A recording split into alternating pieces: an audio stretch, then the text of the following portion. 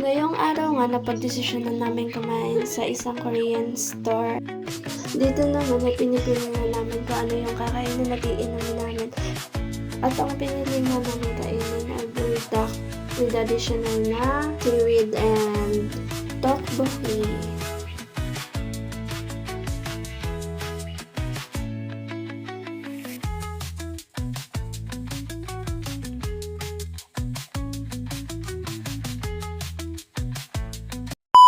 And the best part,